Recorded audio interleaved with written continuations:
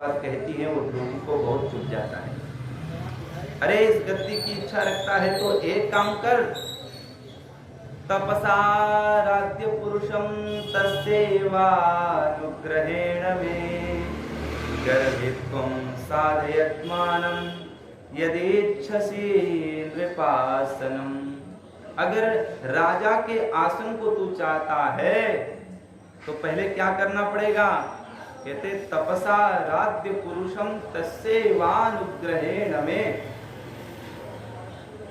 विराट स्वरूप भगवान नारायण श्रीमन नारायण को तुम प्रसन्न करो, भगवान प्रसन्न होकर के आ जाएंगे, कहेंगे कि बोल ध्रुव तुझे क्या चाहिए। तब तुम हाथ जोड़ करके यही याचना करना कि हे परमेश्वर मुझे अगले जन्म सुरुचि के गर्भ से जन्म करा दो ताकि मैं उनका पुत्र बन पाऊं, और पुत्र बनने के बाद मुझे पिता की गद्दी का अधिकार मिलेगा। इसके अतिरिक्त तुम्हें गद्दी मिलने वाली नहीं है।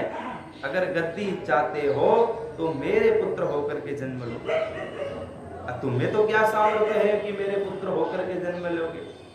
इसलिए भगवान को प्रसन्न कर, भगवान से विनती कर, भगवान से प्रार्थना कर कि अगले जन्म मुझे सुरुचि के गर्भ से जन्म करा दो, सुरुचि नंदन होकर के जन्म लो, ना कि सुनति नंदन। अगर ऐसा करेगा तो कहीं जाकर के तेरे को गद्दी मिलेगी। महाराज वैसे ध्रुव महाराज काफी छोटे हैं,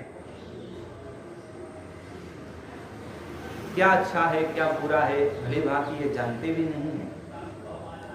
फिर भी इतना तो इनको ज्ञान हुआ कि मेरा भारी अपमान है, माता का भी अपमान है, इसमें पिता का भी अपमान है, गद्दी का भी अपमान है,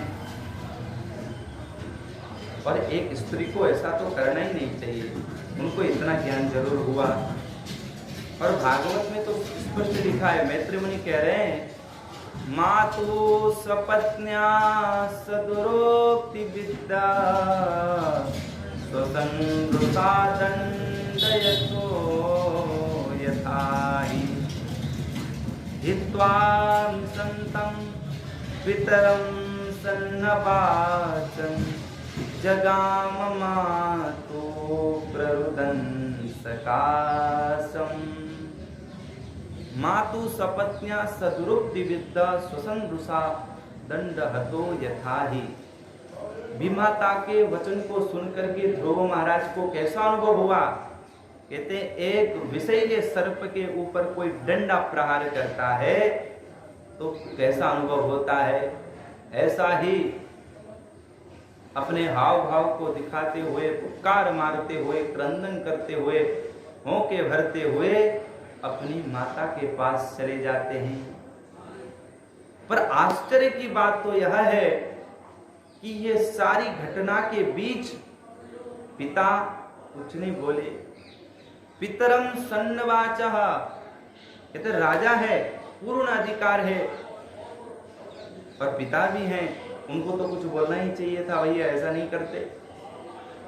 अरे एक माँ होकर के इस प्रकार कटु वचन कह रही हो, दो शब्द डांटने का पूरा अधिकार था, फिर भी कहते हैं पितरम सन्नवाच